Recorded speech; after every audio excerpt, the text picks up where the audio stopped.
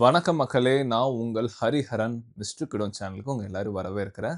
இந்த வீடியோல வந்து நம்ம ஒரு ஒரு டிஃபரண்டான ஒரு நிறுவனத்த பத்தி பார்க்கலாங்க. உங்களுக்கு தெரிஞ்ச ஒரு நல்ல ப்ராஃபிட்டபிள் உள்ள கம்பெனிஸ் சொல்லுங்கன்னா, நெறைய பேர் வந்து ரிலையன்ஸ் சொல்லுவீங்க. டாடா ஆர் இல்லன்னா மேபேக், இல்லன்னா ரோல்ஸ் ராய்ஸ், இல்லன்னா ஆப்பிள், இல்ல Amazon, ஃபாங்ல இருக்க ஏதாவது ஒரு கம்பெனிஸ் லைக் Facebook அது மெட்டாவாயிருச்சு. இல்ல மெட்டா, Amazon, Apple, Netflix நெறைய கம்பெனி சொல்லலாம்.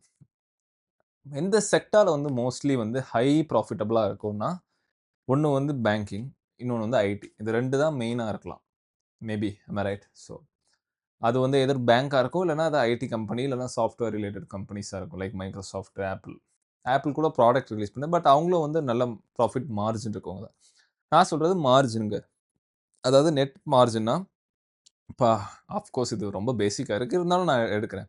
₹100 வருதுன்னா, அதுல உங்களுக்கு ₹50 எக்ஸ்பெண்டிச்சர்னா, உங்களுக்கு 50 ரூப்பீஸ் ப்ராஃபிட். ஸோ, அந்த ₹50 ப்ராஃபிட்ஸ் அது என்ன செஞ்சுச்சுன்னா, உங்களுக்கு 50% மார்ஜின். ஸோ, உங்களோட ப்ராஃபிட் மார்ஜின் பார்த்தீங்கன்னா 50%. ஒரு நல்ல பிசினஸ்ங்கிறது எந்த அடையாளம்னா, 10 ஆர் மோர் தென் 10% இருந்தாலே அது வந்து ஒரு நல்ல ஒரு ஒரு டீசென்ட்டான ஒரு பிசினஸ் தான். 15 or 15 plus 15% plus profit margin இருந்தா, 15% 20ல இருந்தா, ரொம்ப அற்புதமான ஒரு பிசினஸ்ங்க. அது ரொம்ப, ரொம்ப அற்புதமான பிசினஸ். நல்ல ஒரு ப்ராஃபிட் மார்ஜின் ரேட்.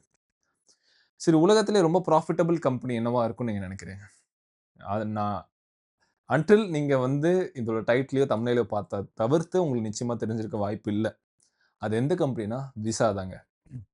நம்ம எல்லாரும் வந்து, என்னடா ஒரு பேங்க்கு, ஒரு நீ சொல்லுவேன்னு நெனச்சேன். இல்லன்னா ஐடி கம்பெனி சொல்லன்னு நெனச்சேன். என்ன ஒரு கார்டு கம்பெனி. அதுவும் வந்து ஒரு பேங்க்ல ஒரு சின்னதா ஒரு ப்ராடக்ட். அதாவது டெபிட் ஆர் கிரெடிட் கார்ட். அத பிரிண்ட் பண்ற ஒரு கம்பெனியா ரொம்ப ப்ராஃபிட்டபிளா இருக்கும்னு நெனைக்கிறீங்கன்னா, ஆமாங்க. இந்த கார்ட் ஸ்வைப்பிங் கம்பெனிஸ்லாம் பார்த்தீங்கன்னா, மெஜாரிட்டி டுவோபோலி தாங்க. அதாவது 2 மேஜர் கம்பெனிஸ் இருக்கு. ஒண்ணு வந்து பார்த்தீங்கன்னா, மாஸ்டர் கார்ட், இன்னொன்னு வந்து விசா. இப்ப இந்தியால ரூபே கார்ட் இருக்கு. அதே மாரி ஒவ்வொரு சில இடத்துல மெயின் இருக்கு. பட் மெஜாரிட்டி பார்த்தீங்கன்னா, அந்த வேர்ல்ட் வைட் கனெக்ஷன் இருக்கிறதுனால நெட்வொர்க் பார்த்தீங்கன்னா, இந்த 2 கம்பெனி தான். Master card and visa. இவங்களுக்கு எப்படி வந்து ப்ராஃபிட்னா, ஒவ்வொரு ஸ்வைப்புங்கிறது அவங்களுக்கு ஒரு ஃபீஸ்ங்க. எய்தர் 1% 2% 3% ஒரு ஸ்மால் அமவுண்ட் ஆஃப் பெர்சன்டேஜ். அந்த மொத்த டிரான்சாக்ஷன்ல ஒரு குறிப்பிட்ட அளவு வந்து அவங்க வந்து ஃபீஸா எடுத்துப்பாங்க அந்த கம்பெனிஸ். விசாவோ, மாஸ்டர் கார்டோ.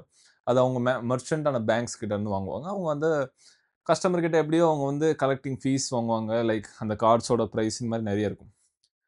விசால வந்து ஒரு வருஷத்துக்கு எந்த அளவுக்கு டிரான்சாக்ஷன் நடக்குதுன்னா, கிட்டத்தட்ட 10 டூ 20 பிளஸ் டிரில்லியன் டாலர்ஸ்ங்க. டிரில்லியன் டாலர்ஸ் அந்த அளவுக்கு வந்து massive volume of a amount வந்து டிரான்சாக்ட் ஆகுது. அதனால அவங்களுக்கு எந்த அளவுக்கு ப்ராஃபிட் வருதுன்னா, more than 10 billion $20 billion margin. I mean revenue margin பார்த்தீங்கன்னா, 45% மார்ஜின். ஆல்மோஸ்ட் அவங்களுக்கு வந்து ஐ திங்க் அவங்களோட ரெவென்யூ $35 பில்லியன் நெனைக்கிறேன். ப்ராஃபிட் மார்ஜின் பார்த்தீங்கன்னா, almost $19 billion net profit. Margin பார்த்தீங்கன்னா, மோர் தென் 40, 45%.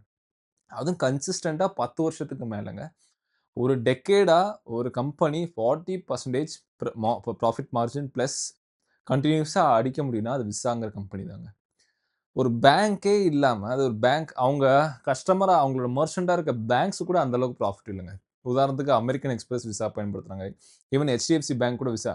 அவங்களோட ப்ராஃபிட் மார்ஜின் கூட அந்த அளவுக்கு இல்லங்க. சொல்லப்போனா பேங்க் தான் இருக்கிறதுலே வந்து ஈசியஸ்ட் வே ஆஃப் மேக்கிங் மனி. என்ன அவங்களோட பணத்தோட முக்கியமான விஷயம்னா, மனிய லெண்ட் பண்றாங்க. லெண்ட் பண்ணிட்டு குறிப்பிட்ட காலத்துக்கு அத லெண்ட் பண்றாங்க. 5 இயர்ஸ் லோன்னு வைங்க. வருஷத்துக்கு 10ஓ, 20 15ஓ, 20% அதுக்கு இன்ட்ரெஸ்ட் வாங்கி திரும்ப 5 வருஷத்துல அவங்கள லெண்ட் பண்ண மனியும் கிடைச்சிருது. அது போக எக்ஸ்ட்ரா இன்ட்ரெஸ்ட்டும். ரொம்ப ஈஸியா வந்து அவங்க மனி மேக் பண்றாங்க. ஆஃப் கோர்ஸ் நெறைய எக்ஸ்பெண்டிச்சர் இருக்கு. டேட்டா சென்டர் மெயின்டெயின் பண்றது. அவங்களோட முக்கியமானது வெப்சைட்ஸ் டிரான்சாக்ஷன்லாம் வந்து ரொம்ப ஹை செக்யூர்டா இருக்கணும். ஃபினான்ஷியல் ரிலேட்டட் வெப்சைட்ஸ்லாம். ஸோ அத மெயின்டெயின் பண்றது. Of course employees. பட் இருந்தாலும் இந்த ஈசியஸ்ட் இந்த மாரி ஒரு மாடல் பிசினஸ் மாடல் எங்கேயாவது நீங்க நம்ம ஒரு தடவ பேங்க்க வந்து நம்ம யோசிச்சு பார்க்கணுங்க. அவங்களோட வேல தான் என்ன இருக்கு? சொல்லப்போனா, நம்மளோட அமௌண்ட் அங்க வச்சுக்கிறதுக்கு, நம்மளோட சேவிங்ஸ் வச்சுக்கிறதுக்கு அவங்க மினிமம் பேலன்ஸ் செட் பண்றாங்க. நீங்களே யோசிச்சு பாருங்க. என்னோட மணிய நான் வந்து சேஃபா ஒரு இடத்துல வைக்கிறதுக்கு தான் பேங்க் போறேன். பட் அவங்க சில டெர்ம்ஸ் செட் பண்றாங்க. நீங்க மினிமம் பேலன்ஸ் போனா உங்களுக்கு ஃபீஸ் இருக்கு. லோன் லேட்டா போனா உங்களுக்கு ஃபீஸ். லோன மிஸ் பண்ணீங்கன்னா அதுக்கு எக்ஸ்ட்ரா ஃபீஸு. லோன நீங்க ப்ரீ குளோஷர் பண்ணாலும் அது ஃபீஸு. கடன் நீங்க வாங்குறீங்க. அதுக்கு இன்ட்ரெஸ்ட் கட்டுறீங்க. அத நான் சீக்கிரம் முடிக்கணும்னாலும் ஃபீஸ் கட்டணும். லேட்டா முடிக்கிறதுனாலும் மேபி ஃபீஸ் இருக்குன்னு நெனைக்கிறேன். ஸோ எந்த அளவுக்கு அந்த கண்டிஷன்ஸ் போடுறாங்க, டெர்ம்ஸ் அண்ட் கண்டிஷன்ஸ்லாம் அப்ளை ஆவுது. பட் இந்த விசாங்கிறத பாருங்க. இந்த ஒரு கார்ட் ஸ்வைப்பிங் கம்பெனி. ஜஸ்ட் நீங்க குடுக்குற கார்ட், அந்த ஒரு டிரான்சாக்ஷன் நான் குடுக்குற அந்த பெர்ஃபெக்ட் ஒரு ஸ்மால் ஃபீஸ், எனக்கு வந்து மணி ஜெனரேட் பண்ற ஒரு மெஷினா இருக்குங்க விசா. கிட்டத்தட்ட பார்த்தீங்கன்னா, உங்களோட கேஷ் ரிசர்வே பார்த்தீங்கன்னா, கிட்டத்தட்ட நான் இந்தியன் மணில வந்து 1,00,000 குரோர்ஸ் மேல உங்ககிட்ட கேஷாவே இருக்குங்க. Liquid cash. அதாவது பேங்க்ல இருக்க கேஷ். லைக் பெர்க்ஷைர் ஹேத்வே தெரியும். வேர்ல்ட்லயே அவங்க கிட்ட தான் அதிகமான கேஷ் ரிசர்வ்ஸ் இருக்கு. மோர் தென் எனக்கு தெரிஞ்சு 15,00,000 கோடிக்கு மேல இருக்கு. அ தமிழ்நாடோட ஜிடிபி அளவுக்கு அவங்க கிட்ட கேஷ் ரிசர்வ் இருக்கு. ஆர் ஹால்ஃப் ஆஃப் ஜிடிபின்னு சொல்லலாம். ஸோ அந்த மாரி வந்து பெரிய பெரிய கார்ப்பரேட்ஸ்ல வந்து நெனச்சு பார்க்க முடியாத அளவுக்கு ப்ராஃபிட்டபிள் எடுக்குறாங்க. முக்கியமா பார்த்தீங்கன்னா, இந்த விசா. ஸோ நான் ஃபியூச்சர்ல இந்த மாரி நெறைய இன்ட்ரஸ்டிங்கான ஸ்டோரீஸ் வந்து உங்களுக்கு ஷேர் பண்றேன் கைஸ். மறக்காம என் வீடியோ லைக் பண்ணுங்க. சேனல சப்ஸ்கிரைப் பண்ணுங்க.